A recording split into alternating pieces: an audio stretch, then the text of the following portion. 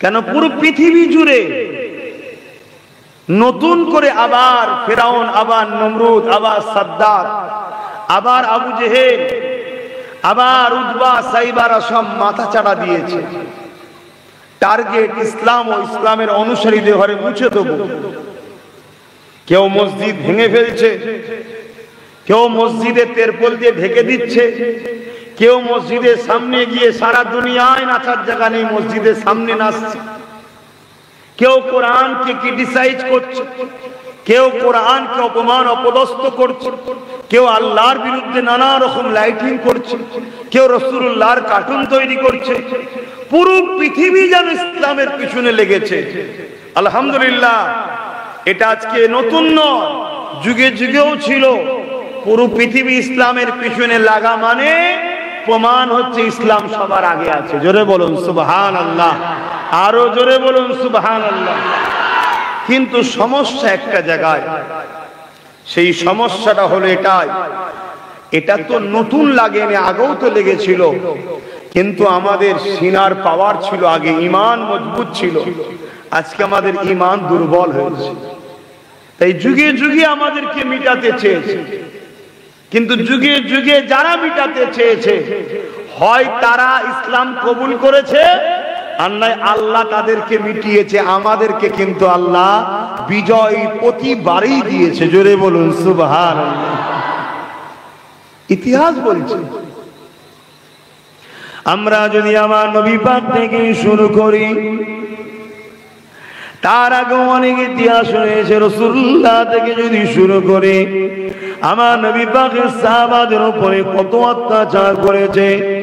আমার নবী পাকের সাহাবারা যখন জুলুমের দল ছেড়ে দিয়ে, অন্যায় অত্যাচারের রাস্তা ছেড়ে দিয়ে, ভুল রাস্তা ছেড়ে দিয়ে আমার নবী পাক যখন মেসেজ দিলেন, বাবারা তোমরা এক আল্লাহর দাসত্ব করে নাও, জমিনের উপরে ফিতনা করো না, হিংসা করো না, জুলুম করো না, খুন করো না, মানুষের উপরে অত্যাচার করো না। এই মেসেজটা পাওয়ার পরে আমার নবী পাকের হাতে হাতে যখন সাহাবা হুজুররা ঈমানের কলেমা পড়েছিল, ওই সাহাবা হুজুরদের উপরে কত অত্যাচার হয়েছিল। গরম বাড়ির উপরে শুইয়ে দিয়ে, মরুভূমি পাথর এলাকা, তার উপরে শুইয়ে দিয়ে বুকে ভারী পাথর পর্যন্ত চাপিয়ে দিয়েছে। কাউকে কাউকে ঘোড়ার সঙ্গে পায়ের সঙ্গে দড়ি বেঁধে দিয়ে ওই ঘোড়াকে ছুট করিয়ে পিঠে চামড়া গুঁড়ো পর্যন্ত গুটিয়ে গুটিয়ে কাঁধের কাছে জড়ো করে দিয়েছে। কাউকে কাউকে রড গরম করে মুখে ছেঁকা দিয়েছে। এইভাবে বিভিন্ন দিক দিয়ে অত্যাচার করেছে। তবে শুনে রেখে দেন, অত্যাচারীরা অত্যাচার করতে করতে হাঁপিয়ে গেছে। সাহাবা হুজুররা আল্লাহ ও নবীর প্রেম ভালোবাসা দিতে দিতে দিতে, ঈমানের কলেমা পড়তে পড়তে আল্লাহ জান্নাতি হয়ে গেছে। তাহলে জুলুম আজকে নতুন নয়, এটা যুগে যুগে হয়েছে। আজকে দেখুন না, পুরো দুনিয়াতে জুলুম হচ্ছে না হয়নি? ওই প্যালেস্টাইনবাসীতে, আমেরিকাতে, চীনেতে, ফ্রান্সে, আজকে আমার দেশে তো জুলুম হচ্ছে না হয়নি বলুন? আরে হ্যাঁ কি না বলুন? না সত্য কথা বলতে ভয় লাগছে, যদি ধরে নিয়ে যাই। দুনিয়ায় ধরা পড়ার যদি ভয় খান, তাহলে আখেরাতে ধরা পড়বেন। দুনিয়ায় যদি ধরা পড়ার ভয়েতে সত্য ছেড়ে দেন, তাহলে আখেরাতে ধরা পড়তে হবে। আর দুনিয়ায় যদি আল্লাহ ছাড়া কাউকে ভয় না খান, দুনিয়াতেও আল্লাহ আমাদের জন্য যথেষ্ট, আখেরাতেও আল্লাহ আমাদেরকে চির শান্তির জান্নাত দেবে। জোরে বলুন সুবহানাল্লাহ। সাহাবা হুজুরদিগকে ধরে ধরে তারা মেরেছে। এমনকি সাহাবা হুজুরদিগকে জিজ্ঞাসা পর্যন্ত করেছে, বলো আল্লাহ ও নবীকে ছেড়ে দেবে কিনা বলো। সাহাবা হুজুররা একটাই কথা বলেছে, আমরা জীবন দিতে রাজি আছি, আল্লাহ ও রাসূল ছাড়তে রাজি নয়। এই নওজোয়ান তরুণেরা আজ তারা বড় প্ল্যান তৈরি করে প্রথমে আমাদের ঈমান যে যারা নষ্ট করছে, তারপরে সামান্য সামান্য অর্থের বিনিময়ে মুসলিম সমাজ আজকে আমরা বেঈমানদের কাছে বিক্রি হয়ে যাচ্ছি। কেননা তারা যুগে যুগে আমাদের উপরে জুলুম চালিয়ে দেখেছে, কোনোভাবে আমাদেরকে রুখতে পারেনি। এ যুবকের আমার নবী পাকের একজন সাহাবীর কথা বলি শোনে, যিনার নাম হল হযরতে খাব্বাব রাদিয়াল্লাহু তাআলা। তিনাকে ফারুক আযম একদিন ডাক দিলেন, ও ভাই হযরতে খাব্বাব, শুনেছি আপনি ইসলামের প্রথম সময় ঈমানের কলেমা পড়েছিলেন, আপনার উপরে জালিমরা বড় জুলুম করেছিল। ও হযরতে খাব্বাব, একটুখানি আপনি বলুন কেমন জুলুম আপনার উপরে করেছে? হযরতে খাব্বাব রাদিয়াল্লাহু তাআলা নিজের কোমরের অংশটা দেখাতে লেগেছে। প্রতিটা মানুষকে আল্লাহ নিখুঁত সুন্দর করে বানিয়েছে। এই কোমরের অংশতে আল্লাহ পাক গোশত দিয়েছে, এটা আমাদের মানার। কিন্তু আল্লাহ নবী সাহাবী হযরতে খাব্বাব রাদিয়াল্লাহু তাআলা তিনার কোমরের কোনো গোশত ছিল না। এই দিকে হযরত ওমর ফারুক বলতে লাগলে, এ নবী পাকের সাহাবী হযরতে খাব্বাব, আপনার কোমরের গোশত নাই কেন? জমিনে এমন মানুষ আমি কাউকে দেখিনি। হযরতে খাব্বাব রাদিয়াল্লাহু তাআলা বলেছিলেন, ভাই ওমর, আল্লাহ পাক আমাকে কোমরের সুন্দর গোশত দিয়েছিল, কিন্তু আমি আল্লাহকে আল্লাহ বলার জন্য, নবী মুহাম্মদ রাসূলকে রাসূল বলে মেনে নেওয়ার জন্য, ইনসাফের পক্ষে দাঁড়ানোর জন্য, ইনসানিয়াতের পক্ষে দাঁড়ানোর জন্য, সত্যের পক্ষে দাঁড়ানোর জন্য, মানবতার পক্ষে দাঁড়ানোর জন্য, গরিবের পক্ষে দাঁড়ানোর জন্য, এক কথায় আল্লাহ নবী দেখানো রাস্তায় চলার জন্য জালিমরা আমাকে ধরে নিয়ে গিয়ে আগুন তৈরি করেছে, কাঠ দিয়ে আগুন জ্বালিয়েছে। ওই আগুনের উপরে আমি খাব্বাবকে হাতে পায়ে রশি দিয়ে বেঁধে ওই আগুনের উপরে বসিয়ে দিয়েছিল। এ যুবক, একটা বার ভেবে দেখো, এই শাস্তির পরীক্ষা তো এখনো আল্লাহ আমাদেরকে নেয়নি। আমাদের তো সামান্য অভাবও নাই, তারপরেও যদি আমরা কোনো জায়গায় ফ্রিতে কিছু পাই, খেতে বাদ দিই না। একবারও দেখি না যে কিসের পয়সা, কোথা থেকে আসলো, কেন খাওয়াচ্ছে, এত দরদ হলো কেন, এসব দেখে।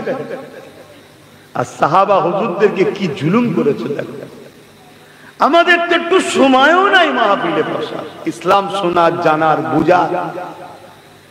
24টা ঘন্টার মধ্যে 1টা ঘন্টা শুধু আল্লাহ ডেকেছে নামাজের জন্য 5 বার, সে সময়টুকু আমরা পাচ্ছি না।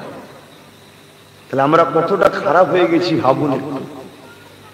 নিজেকে ভাবতে হবে। ওয়াজ শুধু শোনার জিনিস নয়, ওয়াজ তো সিদ্দিক আকবরও শুনেছে, আবু জেহেলও শুনেছে। নবী ওয়াজ করতে আবু জেহেল লুকিয়ে শুনতো, জানেন তো নাকি? একটা সময় আবু জেহেল ওয়াজকে ব্যান করে দিয়েছিল আমার রাসূলুল্লাহ। কেন? তখন ক্ষমতা ছিল, শাসক, সে হাতে পাওয়ার ক্ষমতা। আজও কিছু মানুষ ক্ষমতার জোরে অনেক কিছু করছে সমাজ, দেখলেন না? গত 2 তারিখে কেন্দ্র সরকার ক্ষমতার জোরে রাত 11টার সময় চুরি করা টাইপের মতো জোর করে সংবিধান বিরোধী আইন তৈরি করলো। অতএব যারা দেশকে ভালোবাসে, সে যে কোনো ধর্মের হয়, তারা সংবিধানের বিরুদ্ধে কখনো যেতে পারে না। আর সংবিধানের বিরুদ্ধে যে যায়, সে কখনো দেশপ্রেমিক হতে। আমার তো ভয় হচ্ছে আমার দেশ আবার না পরাধীন হয়ে যায়। কেন? দেশের মাথায় যারা বসে আছে, তারাই যদি সংবিধানকে বুড়াগুল দেখায়, তাহলে দেশ কি নিরাপদে মনে হচ্ছে? কি গো, হ্যাঁ কি না বলেন? দেশ কি নিরাপদে আছে মনে হয়? না, ধর্ম সবাই দেশের কথা বলে যাবে না, তাই চুপ করে আছে। কেন? আমাদের মুসলমানদের মধ্যে কিছু মাথা মোটা মুসলমান আছে, তারা আবার ধর্ম এত বুঝে গেছে, তারা বলে জলসার মাহফিলে আবার এসব দেশের কথা, রাজনীতির কথা হবে কেন? কপাল ফাটা মুসলমান দাবি করলে শুধু হয় না, কপাল ফাটা মুসলমান কিছু আছে। তারা আমার নবীর সিরাতও জানে না, আমার নবীর সুন্নতও জানে না। আরে দেশকে ভালোবাসা, এটা মুহাম্মদ রাসূলের সুন্নাত। জোরে বলুন সুবহানাল্লাহ। নিজের মাতৃভূমিকে ভালোবাসতে হবে, এটা আমার নবী শিখিয়েছে। তাই তিনি পৃথিবীর সর্বকালের সর্বশ্রেষ্ঠ মহানায়ক। তিনি কোনো কাজ বাদ দেয়নি, সমস্ত বিষয়ে তেনার রাস্তা দেখানো আছে। হাত্তাকে নিজের দেশকে ভালোবাসতে হবে এবং তিনি নিজে কিভাবে ভালোবাসতে হয় সেটা দেখিয়েছে প্র্যাকটিক্যাল।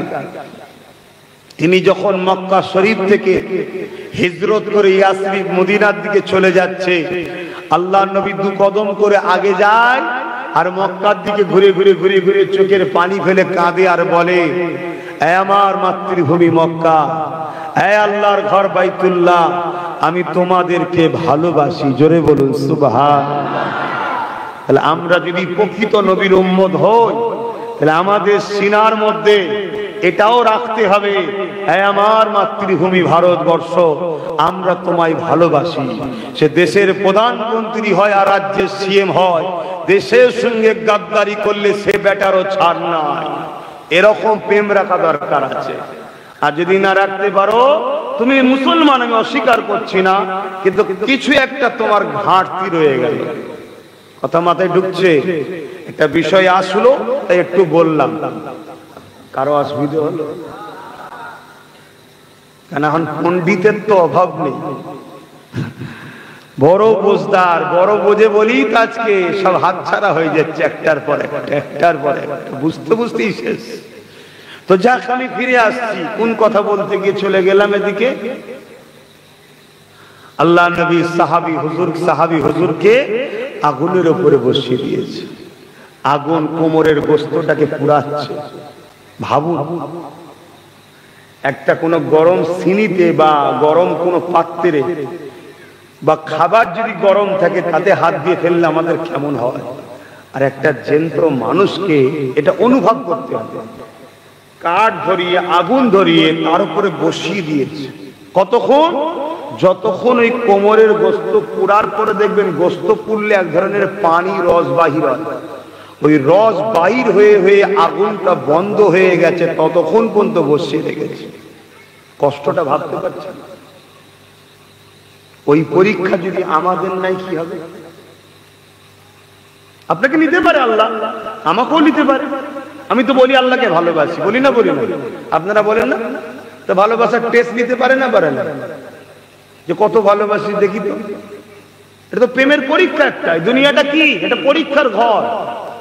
তা সামান্য একটা পরীক্ষাতে আমরা ফেল হয়ে যাচ্ছি। খেয়ে বাইর হওয়ার পরও বিরিয়ানি দেখলে, দিরাজুল জালের লম্বা বিরিয়ানি দেখলে বসে যায়। এটাই সহ্য করতে পারে না, এই কন্ট্রোলটাই করতে পারছি না। তাহলে এই পরীক্ষা নিলে কি করবে? হ্যাঁ, আসেন তওবা করেন। হযরত ইমামে গজ্জালী রাহমাতুল্লাহ আলাইহি নাম শুনেছেন? কি গো, হ্যাঁ কি না বলেন?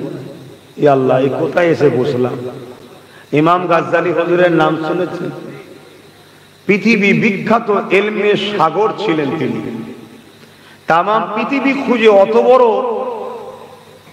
ইলমের সাগর আজকের দুনিয়ায় আছে বলে আমার সন্দেহ আছে।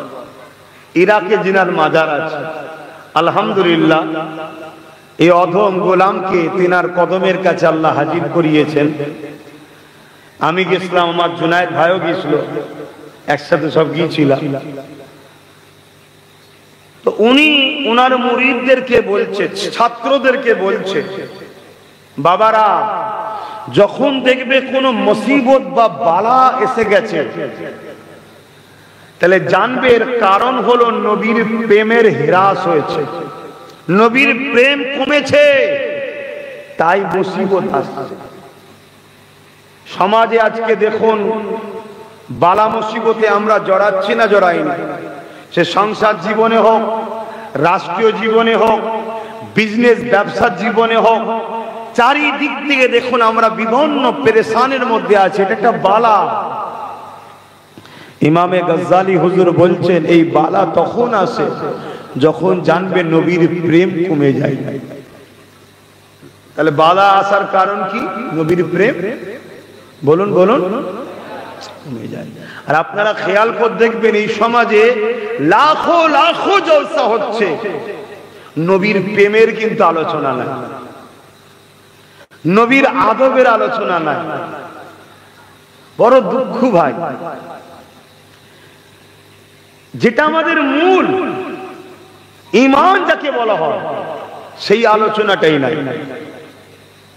এটা একটা পরিকল্পনা, আমাদেরকে নবী ভোলাবার একটা পরিকল্পনা। আর কেন নবী ভোলাতে চাইছে? নবী যার দিলে আছে তার দিলে সিনার পাওয়ার আছে। আর সিনার পাওয়ারটা এত বড় পাওয়ার, 850 বছর আগে চলে গেছে বাগদাদের জমিনে একজন সিনার পাওয়ারওয়ালা ব্যক্তি। 850 বছর পরেতে ওই বাগদাদে যখন আসমান থেকে বড় বড় মিসাইল গুলো ফেলছিল আমেরিকা, একটাও ফাটেনি।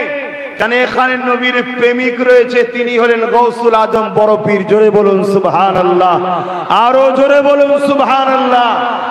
লাস্টে তারা বাধ্য হয়ে নিচুই নেমেছে, ম্যান টু ম্যান গুলি করে করে লড়াই করেছে। সিনার পাওয়ারের ফজিলত এত, আজকে আমাদের সিনার পাওয়ার করতে নবীর প্রেম করতে। হযরত ইমামে গজ্জালি হুজুরকে জিজ্ঞাসা করা হলো,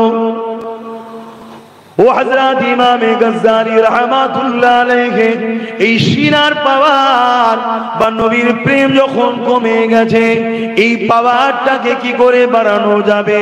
ইমামে গজ্জালি রাহমাতুল্লাহ আলাইহি বললেন, নবীর প্রেম সিনার পাওয়ার বাড়াতে গেলে তোমাকে বেশি বেশি করে দুটো কাজ করতে হবে। প্রথম নম্বর কাজ হলো তুমি নবীর জীবনী বেশি বেশি করে পড়ো। কারণ নবীর জীবনী যখন পড়বে, নবী পাকের উপরে তোমার প্রেম বাড়বে। নবীর সমাজ ব্যবস্থা, নবীর অর্থনীতি, সমাজনীতি, নবীর পরিবার নীতি, এডুকেশন নীতি, নবীর রাজনীতি, নবীর ধর্মনীতি, নবীর টোটাল লাইফ স্টাইলটা যখন তুমি পড়বে, তোমার নবীর উপরে প্রেম, ভক্তি, ভালোবাসা বাড়বে। এ যুবকেরা, তরুণেরা, বাপেরা, তুমি আমি তো কলেমার ঘরের সন্তান। আজকে পশ্চিমা দুনিয়া, হতে পারে আমেরিকা, ব্রিটেন, ফ্রান্স, তারা আমার নবী পাকের জীবনী পড়তে লেগেছে। তারা জন্মসূত্রে খ্রিস্টান ঘরের ছেলে, কিন্তু আমার নবী পাকের জন্ম জীবনী পড়তে পড়তে পড়তে তারা আমার নবী পাকের প্রেমিক হয়ে ঈমানের কালেমা পড়ে আমার নবীর উম্মাত উম্মতি হয়ে যাচ্ছে। তারা অমুসলিম ঘরে জন্ম হয়ে যদি নবীর জীবনী পড়ে নবীর প্রেমিক হয়, কলেমা পড়ছে, তাহলে আমরা নবীর উম্মতের ঘরে, ঈমানদারের ঘরে জন্ম নিয়েছি। আমাদের মধ্যে যদি নবীর জীবনী পড়ার চর্চা থাকে, তাহলে আমাদের মধ্যে প্রেম বাড়বে না বাড়বে না? কিন্তু আজ বড় প্ল্যান করে আমাদের কাছ থেকে নবীকে সরানো হচ্ছে। ইমাম গজ্জালি রাহমাতুল্লাহ আলাইহি বলেন, দ্বিতীয় নম্বর কাজ হলো তোমরা নবী পাকের উপরে বেশি বেশি দরুদ পড়ো। কারণ নবী আমার জানিয়েছে, আমার উপরে যে যত বেশি দরুদ পড়ে সে আমাকে তত বেশি ভালোবাসে, সে আমার তত বেশি কাছে। কিয়ামতের কঠিন দিনে আমি রাসূলুল্লাহ, আমার শাফাআত তারা পাবে।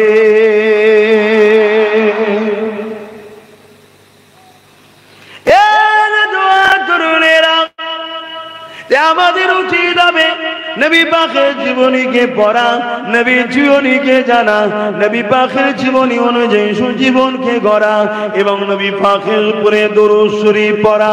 ইমামে গজ্জালি হুজুরকে জিজ্ঞাসা করতে লেগেছে, ও হযরত ইমামে গজ্জালি, যদি কেউ তোমার নবীর জীবনী পড়তে না পারে তাহলে সে কি করবে? ইমামে গজ্জালি হুজুর বলতে লেগেছে, ওই সকল মানুষের সোহবতে উঠা বসা করবে, ওই সকল মানুষের মাহফিলে যাবে, ওই সকল মানুষের কাছে উঠা বসা করবে যাদের কাছে গেলে তারা নবী পাকের জীবনী শোনাতে থাকবে। তাদের কাছে গিয়ে বসো, তাহলে এতে তোমার নবীর জীবনী জানা হয়ে যাবে। আজকে আপনাদেরকে জানিয়ে দিয়ে যায়, আমাদের জন্য আল্লাহ নবীকে ঈমান বানিয়েছে। নবী পাকের মহব্বত, ভালোবাসা যা দিলে যত আছে, তার ঈমান তত মজবুত আছে। যার ঈমান মজবুত আছে, দুনিয়া আখিরাতে কল্যাণ আল্লাহ তার জন্য রেখেছে।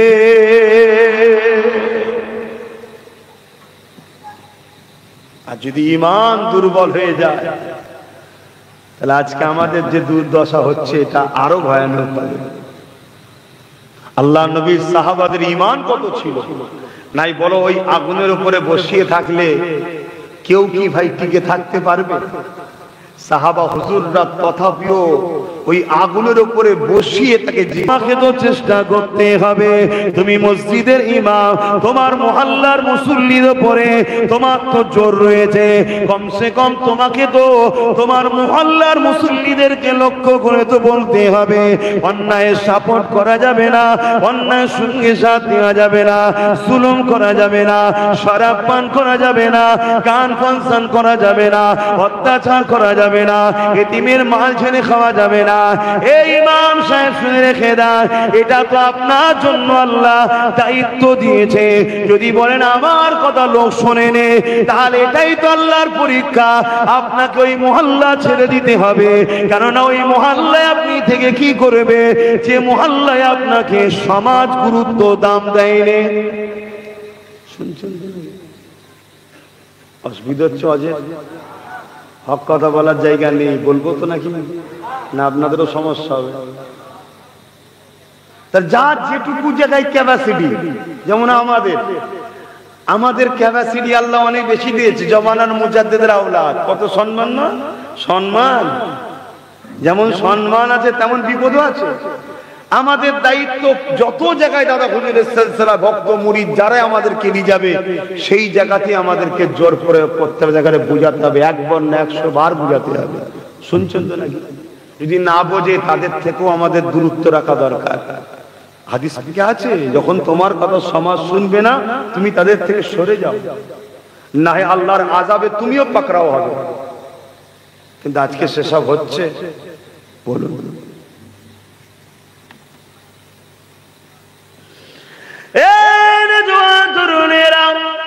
ইসলামকে তো আমরা কুক্ষিগত করে ফেললাম। আমরা তো ইসলাম বলতে নামাজ রোজা দাড়ি টুপি বুঝতে পারলাম, কিন্তু মনে রাখবেন না এগুলো অনেক পরের বিষয়। ইসলামের প্রথম কাজ হলো সাক্ষী দেওয়া লা ইলাহা ইল্লাল্লাহ মুহাম্মাদুর রাসূলুল্লাহ।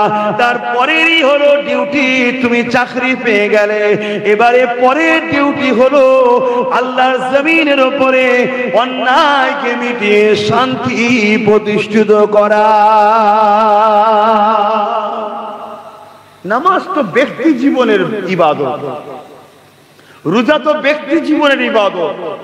এই আমার মুখে দাঁড়িয়ে আছে সমাজের কি লাভ আছে? আমার মাথায় টুপি আছে সমাজের কি উপকার আছে? আমার মাথার টুপিতে গরিবের পেটে ভাত হয়ে যাবে? আমার দাড়িতে সমাজের চুরি বন্ধ হয়ে যাবে? আমি নামাজ পড়েছি, যারা বেনামাজি ওরা কি বলে সমাজে উপকৃত হবে?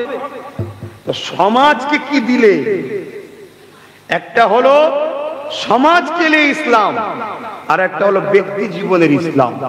আমি দাঁড়িয়ে রেখেছি আমার ব্যক্তি জীবনের জন্য ভালো, আমি টুপি পরেছি আমার ব্যক্তি জীবনের জন্য ভালো, আমি হজ করেছি আমার ব্যক্তি জীবনের জন্য কল্যাণ, কিন্তু আমি সমাজের জন্য কি কল্যাণ করলাম? এটা হলো ইসলামের প্রথম কাজ। আমি বুঝাতে পারছি তো নাকি? না অসুবিধা হচ্ছে আপনাদের? তাহলে বলুন, প্লেন দুটো ঘটনা বলে চলে যায়। আহা, আজ সমাজের মধ্যে একদল মানুষ আমাদেরকে গুমরা করছে নামাজ দেখিয়ে। হ্যাঁ, নামাজ আফজালুল ইবাদত, ইবাদাতুস সালাত। নামাজ হলো জান্নাতের চাবিকাঠি, কিন্তু কাদের জন্য? ঈমানদারের জন্য, বেঈমানের জন্য নয়। একদল মানুষ আমাদেরকে বুঝাচ্ছে, আরে বাবা দুনিয়ার দিকে খোঁজ রাখুনি তুমি, নামাজ পড়ো, রোজা রাখো, আল্লাহ আল্লাহ করো, চলে যাও, দুনিয়ায় যা হচ্ছে হোক যা। এটা হলো আমাদেরকে গুমরা করার জন্য ইসলামের দুশমন যারা যারা পৃথিবীকে নিয়ন্ত্রণ করছে তাদের অর্থে পরিচালিত মাওলানারা। শুনছেন তো নাকি? যদি নামাজ পড়লেই যদি পার হয়ে যেত, ইমাম হোসাইনের নামাজ ছিল না কথা বলতে কারবালায় যাবার কি দরকার ছিল? এজিদের বিরোধী করার কি দরকার ছিল? ইমাম হোসাইনের মতো নামাজি পৃথিবীতে কেউ এসেছে নাকি? কারবালার মাঠেও নামাজ ছাড়েনি। খুব ভালো করে বুঝবেন, আমি নামাজের বিরোধী মনে হচ্ছে না তো? আমার বক্তব্য ওই যে যদি শুধু নামাজ রোজা দাড়ি টুপিলে বাবা তুমি এটা নিয়েই থাকো, আর দিকে খেয়াল করো না, সমাজে যা হচ্ছে যাক, তুমি নামাজ পড়ছো, তোমার এই পাড়াতেই কত এতিম আছে রাত্রিরে না খেয়ে ঘুমোয়, কত বিধবা আছে রাত্রিরে না খেয়ে ঘুরোয়, কত মেয়ের বয়স হয়ে গেছে তার বাপ বিয়ে দিতে পারছে না, রাত্রিরে ওই মেয়েটা হয়তো পাপ কাজে লিপ্ত হচ্ছে, এর জন্য প্রত্যেকটা প্রতিবেশী দোষী, প্রত্যেকে দোষী এর জন্য। এটার নাম ইসলাম নয়। এর সমাধানটাকে করে, এর সমাধান করতে গেলে যা করা দরকার সেটাও ইসলাম শিখিয়েছে। তার জন্য যা প্রসেসিং দরকার, আপনি একটা দুষ্টু ছেলেকে এমনি এমনি গিয়ে বললে আপনার কথা শুনবে নাকি? আপনাকে বন্দুক বার করে দেখাবে, দেখেছিস? তাহলে কি করতে হবে? আপনাকে প্রশাসন নিয়ন্ত্রণ করতে হবে, ঠিক না বেটি? তার জন্য যা করা দরকার সেটাও ইসলাম করতে বলেছে না বলেন? কিন্তু সেসব গুলো থেকে আমাদেরকে শুধু সরিয়ে দেওয়া হচ্ছে। কেন? এটা ইসলামের দুশ্মনদের প্ল্যান। তোরা মুসলমানদের শুধু শেখা এইসব দুনিয়াদারি ঝামেলায় যেও না, আমরা কদিনের জন্য এসেছি, আমাদের জন্য আখিরাত আছে, শুধু আল্লাহ আল্লাহ করো, আল্লাহ আল্লাহ করো, আল্লাহ আল্লাহ করো, এসব একটা পরিকল্পনা।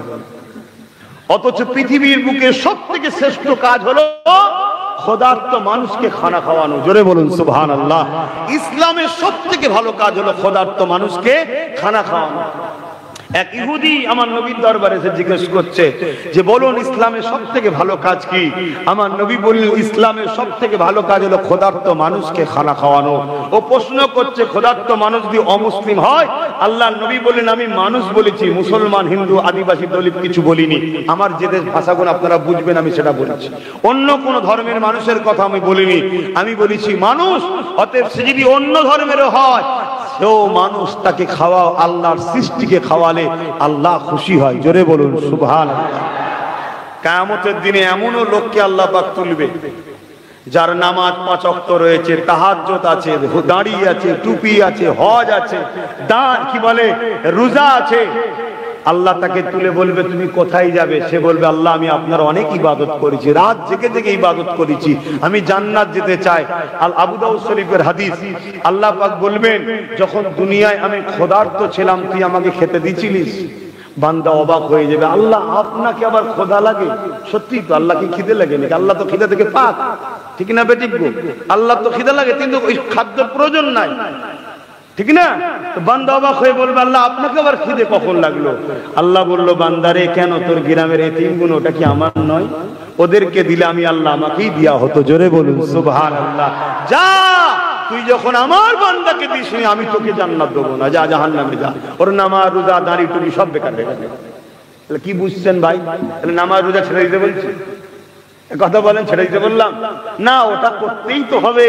ওর পাশাপাশি সমাজ আজকে ধ্বংসের দিকে, গরিব আজকে বিপদ, গরিব দিনকে দিন বেড়েই যাচ্ছে।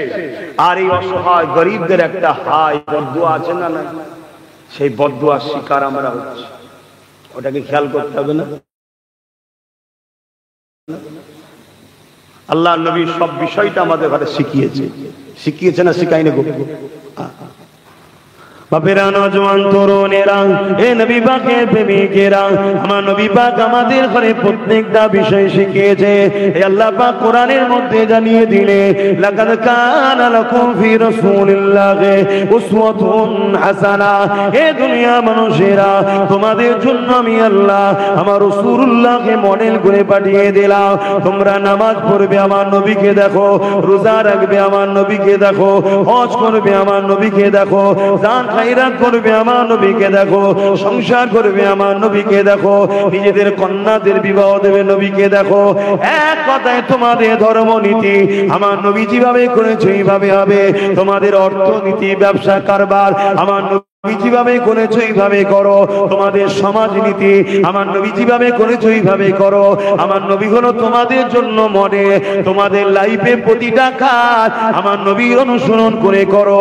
এ যুবকেরা, তোমাদের ধর্মনীতি, তোমাদের সমাজনীতি, তোমাদের এডুকেশন নীতি, তোমাদের সংসার নীতি, এমনকি মন দিয়ে শোনেন তোমাদের রাজনীতিটাও আমার রাসূলুল্লাহ যেভাবে করেছে ওইভাবে করতে হবে। হতে পারে তুমি আমেরিকায় থাকো, তো কি হয়েছে? হতে পারে তুমি ব্রিটেনে থাকো, তো কি হয়েছে? হতে পারে তুমি জাপানে থাকো, তো কি হয়েছে? হতে পারো তুমি হিন্দুস্তানে থাকো, তো কি হয়েছে? এই হিন্দুস্তানে যদি সবাই সবার নেতাকে মেনে চলতে পারে, কেন তুমি আমি মুহাম্মদ রাসূলকে মানতে পারবো না? নামাজের বেলায় নবী লোবো, কারবারের বেলায় নবীর দুশমনকে লোবো, রোজার বেলায় নবীকে লোবো, রাজনীতির বেলায় নবীর দুশমনকে লোবো। একেই বলা হয় মুনাফিক। আমি হয়তো বোঝাতে পারছি কি জানি না, হ্যাঁ একেই বলা হয় মুনাফিক।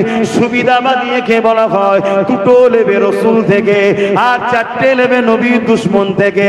এর মাননেওয়ালাকে ইসলামের অনুসারী বলা হয় না। ওর নেতা, ওর পছন্দ, ওর অনুসারী ওর কাছে সবারটা যদি ভারতবর্ষে চলতে পারে, সর্বকালের সর্বশ্রেষ্ঠ লিডার, সর্বকালের সর্বশ্রেষ্ঠ নেতা, সর্বকালের সর্বশ্রেষ্ঠ সাইন্সা চিনার মতো আসেনি আর আসবে না, সেই মোহাম্মদ রাসূল কেন চলবে না? এটা তো আমাদের দুর্বল, আর আমাদেরকে দুর্বল করেছে তথাকথিত আমাদের উলামারা, তথাকথিত আমাদের পীর দাবিদাররা, তথাকথিত আমাদের পীরজাদা দাবিদাররা, যারা আমাদেরকে দুর্বল করে দিচ্ছে, যারা আমাদেরকে ভাবাচ্ছে কি করা যাবে, ওদের বেশি আমাদের কম, ওদের বেশি তো কি হয়েছে, আমরা কম তো কি হয়েছে? না ওকে লুটতে যাব, না ওকে লুটার জন্য সুযোগ দেব। ও ওর মতো চলবে, আমি আমার মতো চলবো, ও ওর নেতাকে অনুসরণ করবে, আমরা মুহাম্মদ রাসূলকে মেনে চলবো। আরো জোরে বলুন সুবহান।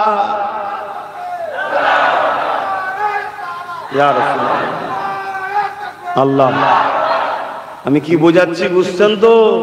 আমাদেরকে বহুত গুমরা করা হয়েছে। 100 বছরের পরিকল্পনা এটা, 100 বছরের পরিকল্পনা। সেই পরিকল্পনা আজকে এবার ওরা একটা একটা করে বাস্তবায়ন করছে। আর ঠিক দেখবেন এই সকল গাদ্দারগুলোর সঙ্গে ওই সকল বেঈমান নেতাদের সব যোগাযোগ একসাথে দেখা যাবে। সব কথা মাথায় বুঝছেন না? বোঝেন?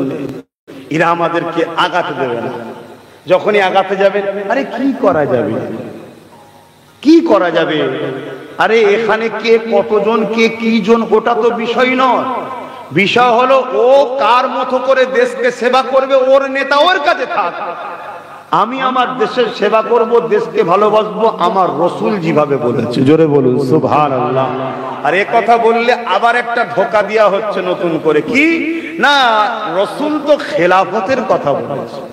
খেলাফত হলো ইসলামিক কান্ট্রির জন্য, গণতান্ত্রিক দেশ, সমস্ত ধর্মের মানুষের জন্য রাসূল সিস্টেম দেখিয়েছে না দেখায়নি?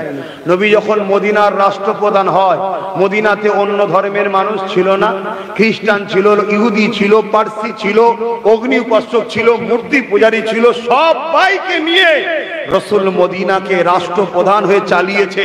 সমস্ত দলের নেতাদেরকে ডেকেছে, ধর্মগুরুদের ডেকেছে, ডেকে রেজুলেশন তৈরি করেছে, কারো ধর্মের উপরে কেউ জুলুম করতে পারবে না। এটা হলো মুহাম্মদ রাসূলের আদর্শ। জোরে বলুন সুবহানাল্লাহ। এগুলো আমাদেরকে চেপে দেওয়া হয়েছে, চেপে দিয়ে শুধু বলেছে ও সব দিকে দেখে লাভ নেই, যা ভিক্ষা পাচ্ছিস খেয়ে খুশিতে আল্লাহ আল্লাহ কর, আমাদের জন্য আখিরাত আছে, আখিরাত আছে, আখিরাত আছে। হ্যাঁ, আল্লাহর সৃষ্টির উপরে কি জুলুম চলছে। 4 দিনের বাচ্চা, 5 দিনের বাচ্চা, 15 দিনের বাচ্চা, 1 বছরের মেয়ে, 2 বছরের মেয়ে রেপ হচ্ছে এই সমাজে। এই হচ্ছে না, হয় না? সে কোন ধর্মের দেখার দরকার নেই, তার সৃষ্টিকর্তাটা কে বলো? তোমার আল্লাহর সৃষ্টি একটা 2 বছরের মেয়েকে রেপ করে দিয়েছে, তুমি বলছো যা হচ্ছে হোক গে যাক, ওদিকে দেখার দরকার নেই, তুমি নামাজ পড়ো, রোজা রাখো, আল্লাহ আল্লাহ করো। হ্যাঁ, এটা ইসলাম শিখিয়েছে।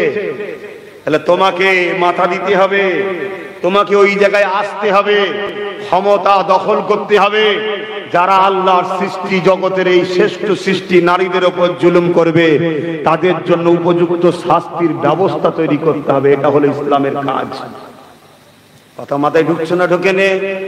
আমার আলোচনায় কারো কিছু ডিস্টার্ব হচ্ছে, কোরআন হাদিসের বাইরে হলে বলবেন, আমি মেনে নেব। আর কোরআন হাদিসের ভেতরে যদি হয়, তোমার কোন আব্বা কোন আম্মার গায়ে লাগছে সব আমাকে শোনালে হবে। শরিয়াতের তরোয়াল যদি আমার বাপের গর্দানে উড়ে যায় ওটাও দেখলে হবে না যে আমার আব্বা চলে যাচ্ছে। না না না না, শরিয়াত তোমার বাপের থেকে আমার আব্বার থেকে অনেক দামি জিনিস। কথা মাথায় ঢুকছে না? ঢোকে নেই। এই ঈমান তৈরি করো। আর যদি এই ঈমান তৈরি না করে যদি মনে হয় না এসব ঠিক হচ্ছে না, তাহলে জানতে হবে তুই সেজে আছিস মুসলমান, হাকিকাতে ঈমান নেই। তাই সহ্য করতে পারছিস না, লোড নিতে পারছিস না। যখনই চাপ দিয়েছে ফিউজ আউট, আর তোর লোড লিবার ক্ষমতা হচ্ছে না। আর যখনই দেখবি ইসলামের সঙ্গে রসুলের সঙ্গে দুনিয়ার তোর কারো সঙ্গে টক্কর হচ্ছে, ধরো আব্বার সঙ্গে রসুলুল্লাহ টক্কর হচ্ছে, তুমি যদি বাপকে ছেড়ে দিতে পারো তাহলে জানবে তুমি ঈমানদার। মায়ের সঙ্গে রসুলের টক্কর হচ্ছে, এই জায়গায় তোমাকে মাকেও ছেড়ে দিতে হবে, রসুলকে ধরতে হবে। কেন? বাপ মার আগে রসুল। জোরে বলুন সুবহানাল্লাহ। তোমার দেশের নেতার সঙ্গে রসুলুল্লাহ টক্কর হচ্ছে, ওই নেতাকে তুমি যদি ডিভোর্স দিতে পারো তবে জানবে তুমি ঈমানদার। আর যদি বলো এটা দুনিয়ার ব্যাপার চলছে, চলো ও ঠিক আছে, হুজুরকে তো আমি ভালোবাসি, তুমি পাক্কা একটা মুনাফিক। কিয়ামতের দিন তোমাকে নিকৃষ্ট জাহান্নামে দেওয়া হবে। কথা মাথায় ঢুকছে? হ্যাঁ বাপ, গুনার মাপ আছে, ইসলামের ক্ষতি ও ক্ষতিকারকদের সহযোগীকারীদের মাপ নাই। কেন? ইসলাম অনেক কষ্ট করে আমার নবী আমাদের কাছে পৌঁছেছে। ১৫০০ বছর আগে ছেলেরা মায়ের সঙ্গে নোংরা কাজ করত, আল্লাহ নবী সেগুলো বন্ধ এমনি এমনি করতে পারেনি গো। অনেক নবীকে কথা কষ্ট পেতে হয়েছে, অনেক মার খেতে হয়েছে, অনেক বাধার সম্মুখীন হতে হয়েছে। ১৫০০ বছর আগে বাপ নিজের মেয়েগুলোকে চেন্ত দাফন করে দিত। আল্লাহ নবী নারীগুলোকে বাপেদের হাত থেকে বাঁচিয়ে নারীদের সম্মান মর্যাদা দিয়েছে। এমনি এমনি হয়ে যায়নি গো, অনেক মার খেতে হয়েছে, অনেক বাধার সম্মুখীন হতে হয়েছে। ১৫০০ বছর আগে পৃথিবীর যারা শাসক ছিল, গরিবের ঘরে ছেলেদের গলায় কোমরে বেরি পরিয়ে বাজারে তাদেরকে তুলতো, নিলামে উঠতো, কিনা বেচা হতো, দাসত্ব প্রথা যাকে বলা হয়। আল্লাহ নবী এগুলোকে বন্ধ করেছে। এমনি এমনি বন্ধ হয়ে যায়নি গো, হাজারো লড়াই করতে হয়েছে। বদরের ময়দানে সাহাবারা শহীদ হয়েছে, উহুদের ময়দানে নবীর দান্দা মোবারক শহীদ হয়েছে। এ যুবকেরা, তরুণেরা, বাপেরা এত কষ্ট করে করে নবী আমার সবার জমিনের উপর থেকে, আসমানের নিচ থেকে মদকে বন্ধ করেছে, নিশাকে বন্ধ করেছে, রেপকে বন্ধ করেছে, খুনকে বন্ধ করেছে, দুর্নীতিকে বন্ধ করেছে, অত্যাচারকে বন্ধ করেছে। জালিম ক্ষমতাশালী নেতাদের জুলুমের সাম্রাজ্যগুলোকে আল্লাহ নবী ভেঙে চুরমার করে দিয়েছে। এত কষ্ট করে করে নবী আমার করেছে। আজকে দিনে আবার কোন জালিম মাথা চারা দেবে, তুমি আমি মুসলমান দাবি করে, নামাজি দাবি করে, হাজি দাবি করে, মুফতি দাবি করে, পীর পীরজাদা দাবি করে, ওই জালিমদের সঙ্গে একসাথে উঠা বসা করবো, এক স্টেজ শেয়ার করবো, একসাথে ইফতার খাবো, একসাথে গলায় গলায় মিলবো। মনে রাখবে, এটা নবীর প্রেমিকের আদর্শ হতে পারে না, এটা কখনো মুমিনের বৈশিষ্ট্য হতে পারে না। এ যুবকেরা, তরুণেরা, এ নবী পাকের প্রেমিকেরা, ঈমানদার কাকে বলে? ঈমানদার তো সে যে তরোয়ালের তলায় পড়ে থাকার পরও, বোমের সামনে পড়ে থাকার পরও, বন্দুকের নলের সামনে দাঁড়াবার পরও সে একটাই কথা বলবে, আমার জন্যে আমার আল্লাহ পাখি যথেষ্ট। আরো জোরে বলুন সুবহান। এ নওজওয়ানেরা, একটা কথা মনে পড়েছে, প্রায় জায়গায় বলি, আবার বলি শোনে। একদিন আবু জেহেল শয়তানটা হাতে করে একটা পাথর নিয়ে এসে আমার রাসূলুল্লাহকে দেখাতে লেগেছে। হে আব্দুল্লাহর বেটা মুহাম্মদ সাল্লাল্লাহু আলাইহি ওয়াসাল্লাম, বলো তো দেখি আমার হাতের মধ্যে কি আছে। তো ভালো করে বুঝবেন, এ ওয়াকি আপনারা সবাই জানেন, কিন্তু এর মধ্যে একটা শিক্ষার বিষয় আছে, সেটা আশা করছি আপনাদের ঘরে খুলে অনেকে বলেন। কেন বলেন তিনি ভালো জানেন, আমি তেনাকে ছোট করছি না, তেনাদেরকে আমি সমালোচনা করছি না, কিন্তু আমি যখন এসেছি একটু বোঝাবার চেষ্টা করেছি। কেন? বেশিরভাগ ইয়ং ছেলে, এখন এদের সময় আসছে আগামী দিন, এরা যদি এখন থেকে না রসুলের প্রেম দিলে রাখতে পারে, এরা মিটে যাবে, এদের বাঁচার কোনো অপশনই নাই। হয় এদেরকে ইসলাম ছাড়তে হবে, আর নাই এদেরকে মানে ওই প্যালেস্টাইনবাসীর মতো এদের বাচ্চাদেরকে সহকাফন করতে হবে। কথা শুনতে পাচ্ছেন? আর যদি সিনার পাওয়ার আমরা বাড়াতে পারি, এখন থেকে যদি আমরা রং রুট ছেড়ে দিয়ে মূল স্রোতে ফিরে আসি, ইনশাআল্লাহ আমরাও আল্লাহ দয়াতে ভালো একটা জায়গায় পৌঁছে যাব। বলুন ইনশাআল্লাহ। তা আবু জেহেল একদিন একটা পাথরকে হাতে করে নিয়েছে, আমার রসুলকে দেখাচ্ছে। বলো তো আমার হাতে কি আছে? তুমি যদি বলতে পারো আমি তোমাকে রসুল বলে মেনে নেব। আচ্ছা ভাই, হাতে রেখেই যে বলতে হবে এমনটা নাই, খালি হাতেও তো বলা যায় যাতে কি আছে। আন্দাজে কিছু বলবে, আমি বলবো কিছু নাই, এটাও হতে পারে। কিন্তু আবু জেহেল হলো পৃথিবীর বিখ্যাত একটা বিয়াদব ও গ্রেট মাথা মোটা। না হয় ওর বোঝা দরকার ছিল। রাসূল পাক সাল্লাল্লাহু আলাইহি ওয়াসাল্লাম যখন আবু জেহেলের হাতের দিকে তাকালো, তাকিয়ে বলল, আবু জেহেল তোমার হাতে যে আছে ও যদি বলে আমি কে মেনে নেবে? তখনই আবু জেহেলের ধরে লিয়া দরকার ছিল যে আমার হাত খালি নয়, এটা মোহাম্মদ দেখে নিয়ে। কথা বুঝা? তাহলে যে হাতের ভেতরে জিনিস দেখতে পারে সে কিন্তু জাতা ব্যক্তি না, এটা বোঝা দরকার ছিল।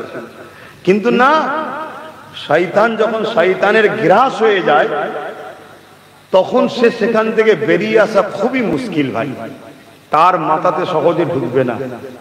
তাই আবু জেহেল বলল, মুহাম্মদ সাল্লাল্লাহু আলাইহি ওয়াসাল্লাম তুমি প্রশ্নটাকে আরো জটিল করে দিলে কেন? আবু জেহেল জানে আমার হাতে একটা পাথরের টুকরো আছে, সে কি কথা বলতে পারবে? কথা বলবে? সে কি কথা বলতে পারবে? সে তার মতো করে ভাবছে। কিন্তু আবু জেহেল জানে না সামনে কে আছে। সামনে এমন একজন আছে, শুকনো খেজুর গাছের গুড়ি যার জন্য কেঁদেছিল। জোরে বলুন সুবহানাল্লাহ। কাটা খেজুর গাছের গুড়ি যাতে হেলান দিয়ে নবী খুতবা দিতেন, সেই খেজুর গাছের গুড়ি রাসূলুল্লাহর জন্য কেঁদেছিলেন। বুখারীর হাদিস জানেন তো, শুনেছেন তো আপনারা। কিন্তু আবু জেহেল তো জানে না সামনে কে আছে। কেন? কপাল ফাটা, ওর নসিবে হিদায়াত আল্লাহ রাখেনি। আবু জেহেল বলল, ঠিক আছে তাহলে বলতে বলো আমি তুমি কে? আল্লাহ নবী আবার আবু জেহেলের হাতের দিকে তাকালো, ফয়েজ দিলেন।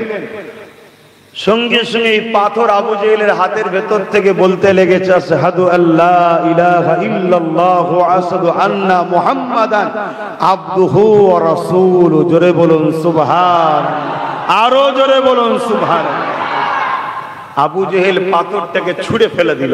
কেন? রাগেতে, যে আমি তোকে বাঁচলাম, তোকে আমি নির্বাচন করলাম, তোকে আমি পছন্দ করলাম, তোকে আমি চয়ন করলাম, তোকে আমি তুলিয়ে নিয়ে হাতের মধ্যে রাখলাম, তুই আমার গুণগান না করে, আমাকে সাপোর্ট না করে তুই মুহাম্মদ রাসূলকে সাপোর্ট করেছিস, এজন্য রাগে ছুঁড়ে ফেলে দিয়েছে।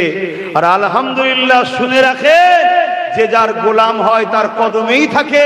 পাথরটা গিয়ে আমার রাসূলের কদমের গোড়ায় গিয়ে পড়েছে। জোরে বলুন সুবহানাল্লাহ, আরো জোরে বলুন সুবহানাল্লাহ। কিন্তু এখানে একটা শিক্ষার বিষয় আছে, যে শিক্ষাটা আব্বাস সিদ্দিকীকেও কখনো কখনো ভাবায়। হায় রে মক্কার সেই পাথর, তুই একটা পাথর, আর আমি আশরাফুল মখলুকাত হয়ে, নবীর বংশের আওলাদ হয়ে আজ আমি কি করছি? তুই একটা পাথর হয়ে তোর ইমানের, নবীর উপরে প্রেমের ইজহার দেখালি। তুই একবারও ভাবলি না তোকে আবু জেহেল রেখেছে কবজায়, তুই আবু জেহেলের হাতের মুঠোর মধ্যে আছিস। আবু জেহেলের জোর তোর উপরে রয়েছে। আবু জেহেল তোকে পিটিয়ে পিটিয়ে গুঁড়ো করতে পারে, আবু জেহেল তোকে আগুনে দিতে পারে, আবু জেহেল তোকে শাস্তি দিতে পারে। ওরে পাথর, তুই একবারও কি ভয় খেলি না? তুই তো আবু জেহেলের কবজার মধ্যে ছিলিস। পাথর বলতে লেগেছে, শোনো পৃথিবীর মানুষ, কার কবজার মধ্যে, কার দখলের মধ্যে, কার হাতের মধ্যে, কার আমার উপরে জোর চলছে, ওগুলো অন্য জায়গায় দেখা চলে।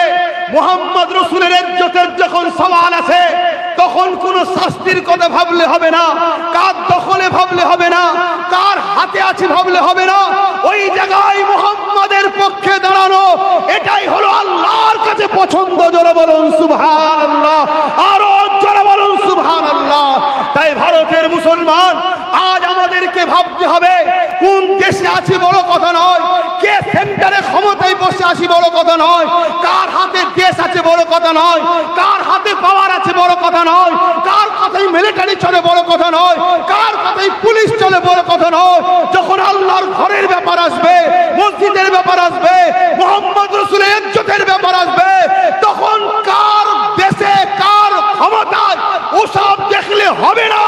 জানকে বাজি লাগিয়ে হলো আমিনার লালের পক্ষে, কোরআনের পক্ষে দাঁড়াতে যারাই পারবে তাদের জন্যই তো জান্নাত। জোরে বলুন সুবহানাল্লাহ, আর চিৎকারে বলুন সুবহানাল্লাহ।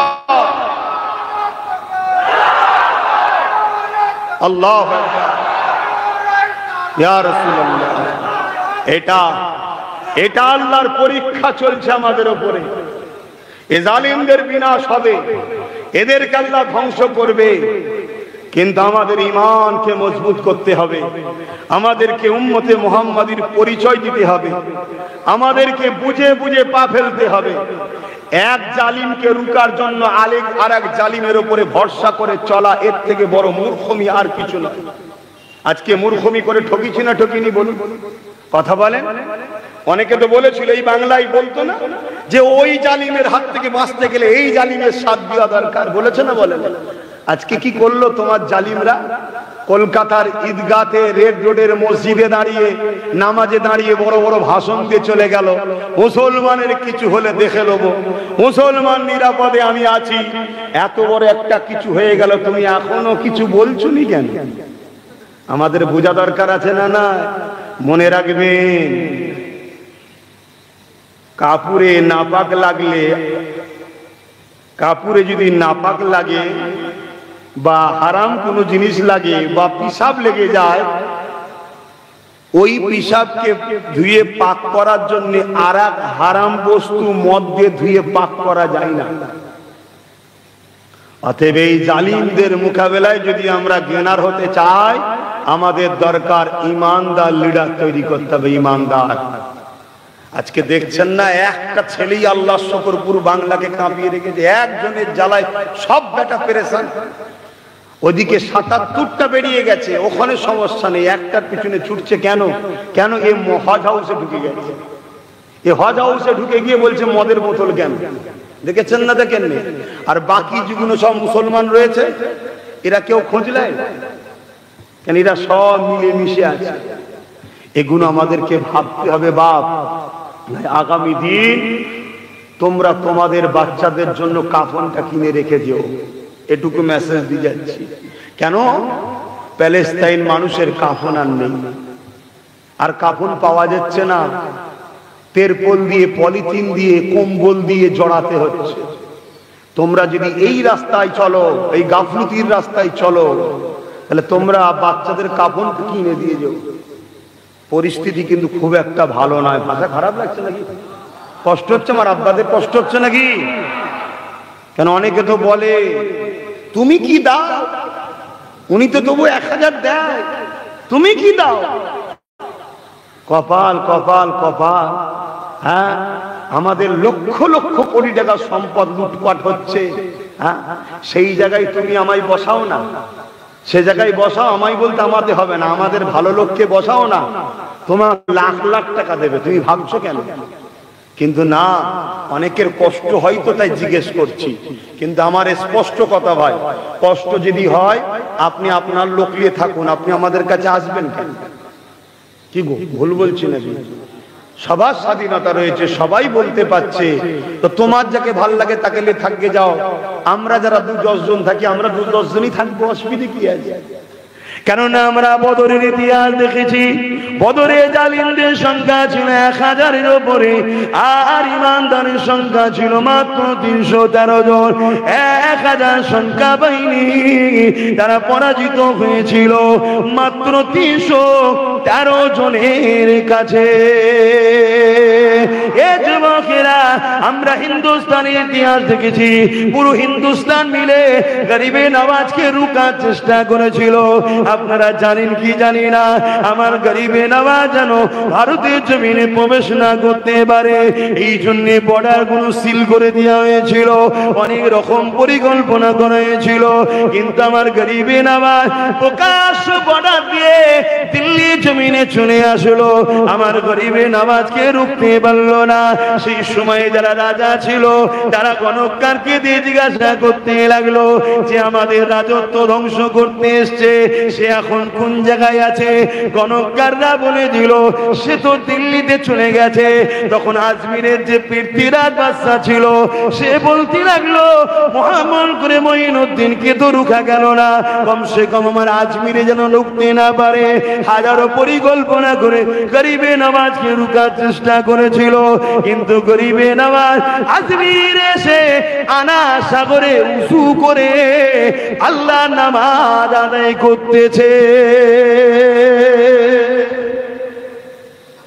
এক মঈনুদ্দিন আজমিরি রুখতে পেরেছিল? হ্যাঁ, পারেন। কেন?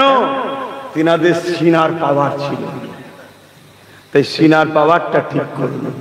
রাসূলকে ভালোবাসেন, নবীর পিয়ার করেন, নবীর দিনটা আমাদের কাছে রেখে গেছে। ওই দিনটালে কি হচ্ছে বলুন? দিনটালে কি হচ্ছে বলুন? আজকে চাঁদ রাত উপলক্ষ করে ফাংশন হচ্ছে, ফাংশন কারা দিচ্ছে বলুন? মুসলিম ঘরের ছেলে, এই মুসলিম ছেলেরা শিখালো কারা যে চাঁদ রাতে ফাংশন করতে হয়? এদের সোহবত খারাপ, খারাপ জায়গায় বসে। ওই মেলা ফাংশন উপলক্ষ করে যে গেট করেছে, ওই গেটে দেখুন মক্কা মদিনা শরীফের ছবি দিচ্ছে, তাহলে এটা কি ইসলামকে অপমান করা নয়? আজকে খুব ভালো তারে বলে যাচ্ছে যুবকদের, তুমি দাওয়াত করবি কি না করবে ওটা পরের বিষয়, আমাকে আল্লাহ নিয়ে আসবে কিনা ওটা হলো প্রথম বিষয়। আল্লাহ যদি বলে বাঁধপুরে মোল্লাপাড়ায় আমাকে আবার নিয়ে আসবে, তুমি কেন? পুরো পাড়া মিলে চেষ্টা করো, আমার উঠতে পারবে না। একটা লোক দাঁড়িয়ে যাবে, এক হালে চলে যাবে। কথা বুঝে আসছে না? না, আল্লাহ যদি চায়, আর আল্লাহ যদি না চায় পুরো পাড়া মিলে চেষ্টা করে আমার কাছে কেউ আমাকে আনতে পারবে না। সব ফাইসাল্লাহ ওখান থেকে হয়, ওপর থেকে, নিচে থেকে নয়। খুব ভালো করে শোনো, কোন যুবক ছেলে যদি গান শোনে, ফাংশনে যায়, যাত্রায় যায়, সিনেমায় যায়, আরো ইত্যাদি ইত্যাদি পাপ, মদের মতো পাপ, জেনার মতো পাপ যদি করেও ফেলে, ওই যুবক যদি সেজদায় পড়ে অন্তর থেকে তওবা করে কাঁদে, আল্লাহ ওকে মায়ের পেট থেকে যেমন বেরিয়েছিল বেগুনা, ওই রকম বেগুনা করে দেবে। জোরে বলুন সুবহানাল্লাহ। কিন্তু কেউ যদি ইসলামের কোন কাজকে ক্ষতি করে, অর্থাৎ ঈদ উপলক্ষ করে ফাংশন, ঈদ উপলক্ষ করে মেলা, ইসলামে তার মানে ফাংশন আছে এটা প্রমাণ করতে চাইছে, মনে রাখবেন এর গুনাহ হবে না, ইসলাম থেকে বেরিয়ে কাফের হয়ে যাবে। তাহলে এই কথাগুলো প্রতিটা জায়গায়, প্রতিটা মসজিদে, প্রতিটা আলেম উলামাদের প্রত্যেকের প্রচার করা দরকার আছে না? না, আজকে তো সমাজে একটা বার্তা চলছে, ধর্ম যার যার উৎসব সবার, চলছে না? চলে না? এই কথাটা বার যারা করেছে তাদের মতো বড় শয়তান পৃথিবীতে দুটো আছে। কথা বলো, এই কথাটা কি বলা আপনাদের গায়ে লাগলো নাকি? এই কথাটা হলো সবথেকে বড় শয়তানদের পরিকল্পনা, আমাদেরকে বেঈমান বানাবার। উৎসব যার যার, ধর্ম সবার, এই কথাটা হলো সবথেকে বড় বাজে নোংরা কথা। উৎসব যার, ধর্ম তার, ধর্ম যার, উৎসব তার। ধর্মকে কেন্দ্র করেই উৎসব হয়। কথা শুনছেন না শোনেন? কিন্তু এত বড় একটা সমাজে প্রকাশ্য কথা চলছে, লক্ষ লক্ষ টাকা কোটি টাকা খরচ করে সাইনবোর্ড করা হচ্ছে। বলেন এই সমাজে আলেম উলামা মুফতি মাওলানাদের ফতোয়া আছে এর বিরুদ্ধে? এক কথা বলেন, ফতোয়া দেয় কেউ? যে কথাটা ভুল কথা, এই কথা মানা যাবে না, এটা ইসলামের বিদ্বেষী কথা। এই কথার পিছনে মুসলিম যুব সমাজকে মুশরিক বানাবার প্ল্যান, এই কথার পিছনে ইসলামকে মিটাবার প্ল্যান। কেউ ফতোয়া দিচ্ছে? দেয়নি। অথচ ইয়া রাসূলুল্লাহ বললে হাজারো মুফতি ফতোয়া দিচ্ছে, শিরক হয়ে যাবে। হারামখোরগুলোকে চেনুন। নবীর সামনে দাঁড়িয়ে সালাম দিলে সমাজে ফতোয়া দিচ্ছে নাকি পাপ করছে। নবীকে নূর বললে ফতোয়া দিচ্ছে, নবীকে সাফাতুন নবী বললে ফতোয়া দিচ্ছে, আল্লাহর ওলিদেরকে ভালোবেসে তাদের মাজার জিয়ারত করলে ফতোয়া দিচ্ছে। অথচ এত বড় একটা জঘন্য যতগুলো কথা ধর্ম যার যার উৎসব সবার, এর বিরুদ্ধে কোনো কথা বলে কেউ? আরে কথা বলছে না তো। তাহলে চিন্তা করেন এই সমাজে কিভাবে আমাদেরকে কিনা হচ্ছে। কারণ এই কথাটা যারা প্রচার করছে তারা কোটি কোটি টাকা খরচ করে আলেমদের ঘরে কিনছে, মুফতিদের কিনছে, মৌলানাদের কিনছে, ইমামদের কিনছে। খবরদার মুসলিম সমাজকে এটা বলে দিসনি যে কথাটা বললে ঈমান চলে যাবে।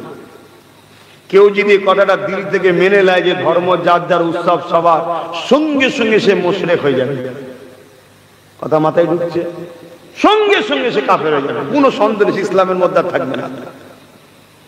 কারণ এই সমাজে অনেক ধর্মের উৎসব আছে যে উৎসবে শিরক হয়, আছে না নাই? উৎসব সবার মানে সেটা আমাদের, তো আমাদের শিরকটাকে আমাদের বললে ঈমান থাকবে? এই কথা বলছে না। এখন আবার এই ওয়াজ করলে বলবে এসব ওয়াজ করা যাবে না, মহল খারাপ। কবে করবি? কবে মহল ভালো হবে? মহল খারাপ হয়েছে কেন? উলামারা হক কথা বলা বন্ধ করেছে বলি তো মহল খারাপ হয়েছে। উলামারা যদি মজবুত হতে, যুব সমাজকে শিখাতে, ছেলে হালকা বয়সে গান শুনছিস, শুনে ফেলছিস, সিনেমা দেখে ফেলছিস, যাত্রা দেখে ফেলছিস, তোর এখনো সময় আছে, তওবা করে ফিরে আসবি একদিন। একদিন হালকা বয়সে তোর বাপ দাদারা অনেক বদমাইশ করেছিল, এখন দেখবি যা সব নামাজি মুসল্লি আল্লাহওয়ালা হয়ে গেছে, কাল তুইও হয়ে যাবি। কিন্তু কমসে কম ইসলামের ক্ষতি করে ফেলিস রে বাবা। এই যুবক ছেলে বুঝতো না। এদের ধর্মের উপরে কোনো টান আছে? কেন এদেরকে সে মেসেজই দেওয়া হচ্ছে না, এদেরকে সব এক করে ফেলা হচ্ছে।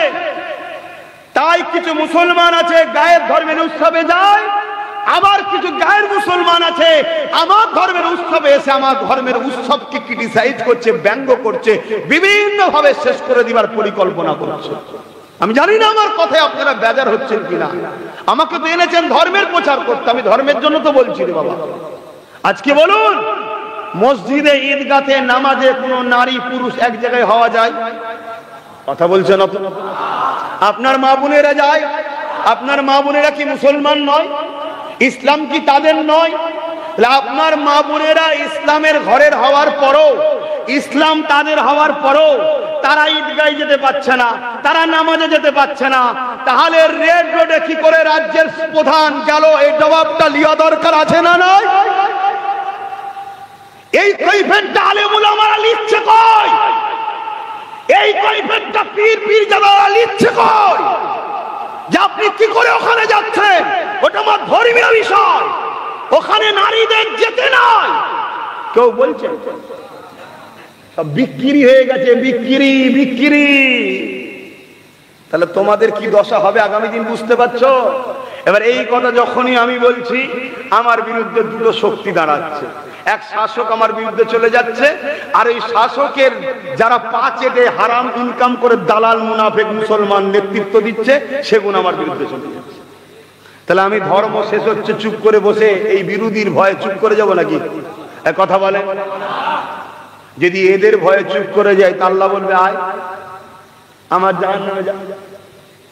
আর যদি তুই আমার জন্য কথা বলিস, হাসবুনাল্লাহু ওয়া নি'মাল ওয়াকিল, নেমাল মৌলা নেমান নাসির, শুনে না, আমি আল্লাহর উপরে যারা ভরসা করে আমি আল্লাহই তার জন্য যথেষ্ট। জোরে বলুন সুবহানাল্লাহ। তোরা কি দেখলি না তুরস্কর জমিনে ভূমিকম্প হলো? ওই ভূমিকম্পে হাজার হাজার বাপ মা মারা গেল। ওই ভূমিকম্পে একটা নবজাতক শিশু ওই ভূমিকম্পের ভাঙা স্তূপের নিচে জন্মগ্রহণ করেছিল, মাটাও মারা গেছে। 2.5 দিন তাকে জিন্দা রেখে আমি আল্লাহ এখনো তাকে বাঁচিয়ে রেখেছি। জোরে বলুন সুবহানাল্লাহ। তোরা কি দেখলি না? ইতিহাস কি তোরা পড়িস না? যখন সুনামি হয়েছিল, ওই সুনামিতে হাজার হাজার বাড়ি গাড়ি জমি জায়গা টাকা পয়সা সব তছনছ হয়ে গেল, বিল্ডিং গুলো ভেঙে চলে গেল। ওই সুনামিতে একজন মুয়াজ্জিন মসজিদে আযান দিচ্ছিল, আল্লাহু আকবার আল্লাহু আকবার। সুনামির পানি মসজিদে ঢুকলো, মুয়াজ্জিনকে টেনে বার করলে চলে গেল, স্রোতে ভেসে ভেসে চলে যাচ্ছে, হাবুডুবু খাচ্ছে। আল্লাহ তাকে একটা নারিকেল কাজের সাহায্য দিল, অন্য কাজ দিল না, নারিকেল দিল। কেন? মানুষ কিছু যদি খেতে নাও পায়, পানি খেলে মানুষ বেঁচে থাকবে। সে নারিকেল গাছে উঠলো, নারিকেল গাছের মাথা ভেসে থাকে দেখবেন, সেখানে বসে ডাবের পানি পান করছে। আগেকার সময় আপনারাও অনেকে দাঁত দিয়ে নারকল ছিঁড়িয়েছেন, ঘুষি দিয়ে নারকল ফাটিয়েছে, আপনারাও অতএব এইভাবে কয়েক সপ্তাহ সে বেঁচেছিল, তারপরে আল্লাহ সেই দিকে জাহাজ নিয়ে গেল, জাহাজ থেকে সে ফিরে এসে আজও বেঁচে আছে। জোরে বলুন সুবহানাল্লাহ। হে আমার বান্দা, তোরা কোন পাওয়ারের কাছে মাথা নত করছিস? তোরা কাদেরকে ভয় করছিস? কাদের কথায় তোরা হক কথা বলা বন্ধ করে দিলি? তোরা কি দেখলি না আমি আল্লাহ, আমি সেই সুপার পাওয়ার, আমি তোদেরকে কিভাবে বাঁচাতে পারি? তোরা কি জানিস না? তোরা কি দেখিস না আমি আল্লাহ? তোদেরকে বলে দিই শোন, তোদেরকে শিখিয়ে দিই শোন, পৃথিবীতে সমস্ত ক্ষমতাও যদি একদিকে হয়ে যায়, আমি আল্লাহ যাকে বাঁচাবো তার কেউ ক্ষতি করতে পারবে না। জোরে বলুন সুবহানাল্লাহ, আরো জোরে বলুন সুবহানাল্লাহ। ভাইরা আমার, তাই বলে যায় আল্লাহকে ভয় করুন, নবীকে ভালোবাসুন, আদব করুন। এটা হলো সিনার পাওয়ার বাড়বে। এতে কি হয়? সিনার পাওয়ার বাড়বে। আর আল্লাহর ভয় করার একটা সিস্টেম আছে, যার দিলে আল্লাহর ভয় আছে সমস্ত জালিম তাকে ভয় করবে, এটা সিস্টেম। আর আল্লাহর ভয় যখন উঠে যাবে, আল্লাহ জালিমের অন্তর থেকে তোমার ভয় তুলে দেবে। তাহলে আমাদের অন্তর থেকে আল্লাহর ভয় উঠে গেছে। যে যা খুশি করছে আমাদের ঘরে নিয়ে, দেখলেন না কিছুদিন আগে 80-90 বছর কম বেশি বয়স হবে একটা মুরব্বী বাপকে গালে চড় মারছে একটা হালকা বয়সের মেয়ে, দেখলেন না? দেখছেন তো নাকি? আমি তো 3 বছর আগে বলেছি যে দোকানে যাবি মাল কিনতে, হঠাৎ করে বলবে চোর, মার মার মার মার মার, মেরে ফেলবে। কি না চুরি করেছে, কেস টেস কিচ্ছু হবে না। আজকে খাটছে তো নাকি? 3-4 বছর 5 বছর 7 বছর আগে থেকে বলে আসছি, একটা দিন আসছে তোদের ওয়াকাফ, তোদের মসজিদ মাদ্রাসা তোদের থাকবে না। বলেছি না বলিনি? বলুন। তাহলে আমি কি গায়েবের খবর জানি না? আমার নবী যা শিখিয়েছে সেই কথা অনুযায়ী বলেছি, আজকে সব বাস্তবে ঘটছে। এসব নবী বলে গেছে একটা দিন হবে, একটা দিন আমার উম্মত প্রচুর মার খাবে। যেমন ক্ষুধার্ত পশুরা খাদ্যের থালির উপরে ঝাঁপিয়ে পড়ে, একদল মানবরূপী পশু আমার উম্মতের উপরে ঝাঁপিয়ে পড়বে। ঝাঁপিয়ে পড়ছে না? বলেন। বিভিন্ন জায়গায় ভিড় দেখুন, মুসলমানকে মারতে মারতে মেরে ফেলছে না? মিলছে না? মেলে না? সাহাবারা জিজ্ঞেস করেছিল হুজুরের কারণ কি হবে, উম্মতের কি সংখ্যা কম হবে? আল্লাহর নবী বললেন না, সংখ্যা অনেক হবে, তারপরেও কেন মার খাবে? নবী বললেন তাদের অন্তর থেকে আল্লাহর ভয় উঠে যাবে, দুনিয়ার ভয় ঢুকে যাবে। বলুন, আমাদের অন্তর থেকে আল্লাহর ভয় উঠেছে না ওঠে না? দুনিয়ার ভয় ঢুকেছে না ঢোকে না? কি হবে? কেস হয়ে যাবে, জেল হয়ে যাবে, ঘর ভেঙে দেবে, টোটো বন্ধ করে দেবে, কাজ আটকে যাবে, এই হয়ে যাবে, ওই ভয় ঢুকেছে না ঢোকে না? দেখছেন রসুল কবে বলে গেছে, মিলছে। দ্বিতীয় নম্বর কি হবে? আল্লাহ নবী বললেন তারা লুবি হয়ে যাবে। আমরা লুবি হয়েছি না হয়নি? আরে কথা বলছো না তো? তাহলে বাস্তব মিলছে, দেখেছেন? এই তাহলে মার খাওয়ার কারণ কি? আল্লাহর ভয় উঠে গেছে আর লুবি হয়ে গেছে। তাহলে মার খাওয়ার হাত থেকে বাঁচতে গেলে কি করতে হবে? আল্লাহর ভয় আনতে হবে, লোভ ছাড়তে হবে। সারা সার কথা তোরে বাবা, যত বড় জায়গায় বসে আছে তত বড় লোভ, যত ছোট জায়গায় আছে ছোট লোভ, ওপর থেকে নিচে সবাই লুবি। এখন আমরা দিশে খুঁজে পাচ্ছে না কি করবে, দিশে খুঁজে পাচ্ছে না। কেউ গাড়ির লোভে, কেউ বাড়ির লোভে, কেউ গাড়ির আলোর লোভে, কেউ একটু ফটো উঠবে সেই লোভে। যে যার খেয়ালের মধ্যে আছে। কারো চিন্তা আছে যে আমার নবীর ধর্মটা কি হচ্ছে, দিনটা কি হচ্ছে, এই চিন্তার মধ্যে কোন? আল্লাহ যদি কাউকে ক্ষমতা দেয়, উচিত তো, কাউকে আল্লাহ পয়সা দিয়েছে, তার তো উচিত এই টাকা একটু দিনের জন্য খরচ করা, যে আল্লাহ দিয়েছে যখন করি। কাউকে আল্লাহ একটু রাজ ক্ষমতা দিয়ে, তার তো উচিত আমার ধর্মের জন্য একটু কিছু করি। করছে কেন? ওরা ইচ্ছা থাকলেও করতে পারছে না। কেন? মালিকটা তোমার ইসলামের দুশমন। তুমি যখনই করতে যাবে অমনি বলবে পরের বারে তোকে আর টিকিট দেবো না। ও চিন্তা করছে ইসলাম যাই যাকে যাক, আমার গাড়ি বাড়ি সব ছেলে বুলে শান শওকত থাক। এই তো চলছে সমাজে। অসুবিধা হলে বলেন একটু দোয়া করে দিই। ও আল্লাহ, আজকেও সেই 11টা 10, কালকেও ঠিক 11টা 10-এ কড়ি দেখেছিলাম, আজকে 11টা 10। কি গো, রাস্তায় যারা বসে আছে তোমরা কোন দলে? ও ঠিক আছে, বসেন বসেন। না ঠিক আছে,